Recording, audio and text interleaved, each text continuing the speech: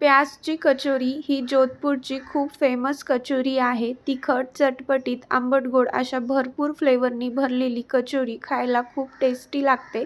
चला तर मग आज आपण घरी बनवूया। त्यासाठी मी इथे 1 वाटी मैदा घेतलेला आहे। 1 वाटी मैद्यामध्ये 6 ते 7 कचोरी बनतात।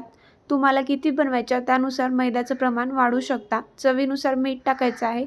हातावरती ओवा असा चोळून टाकायचा आहे आणि 3 चमचे साजूक तूप टाकायचं।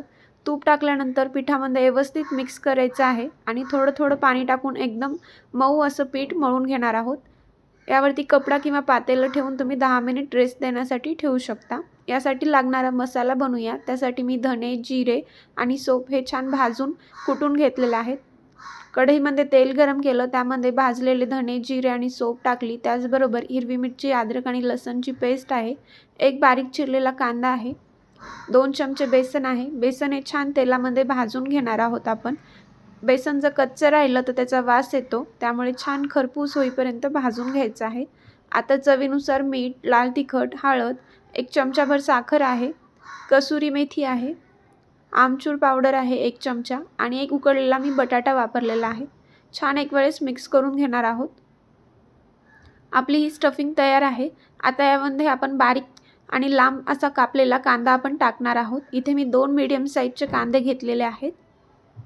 पातळ असा कापलेला कांदा आहे। कांदा हा कच्चाच टाकायचा आहे, त्यामुळेच या कचोरीला एक युनिक अशी टेस्ट येते। एक वेळेस मिक्स करणार आहोत। गॅस बंद करायचा आहे। भाजी आपली गरम आहे, त्यामध्ये हा कांदा पण सॉफ्ट होऊन जाईल। पूर्णपणे थंड झाल्यानंतर याचे छोटे असे गोळे बनवून घेणार आहोत आपण। जे आपण पीठ बनवलं होतं त्याचे पण छोटे गोळे बनवून घेतलेले आहेत। या पद्धतीने आपल्या सारणाचे पण असे छोटे बॉल बनवून घ्यायचे आहेत। आता आपण कचोरी बनवूया। कचोरी ही हातानेच बनवायची आहे, लाटून घ्यायची गरज नाहीये। मैद्याचा जो गोळा आहे तो हाताने असा प्रेस करून घ्यायचा आहे। याच्या ज्या कडा आहेत त्या अशा हाताने पसरून घ्यायच्या आहेत, म्हणजे त्या पातळ होतील, जास्त जाड राहणार नाही आणि मध्यभागी थोडं जाडसर राहिलं तरी चालेल। यामध्ये भाजीचा असा बॉल ठेवायचा आहे आणि आता आपण हे स्टफ करून घेत आहोत। व्यवस्थित असं पॅक करून घ्या, नाहीतर तेलामध्ये सुटू सुद्धा शकते। परत हाताने प्रेस करून घेणार आहोत। इथं मीडियम साईजची अशी पुरी बनवून घ्यायची आहे। या पद्धतीने बाकी सर्व कचोरी बनवून घ्यायच्या आहेत।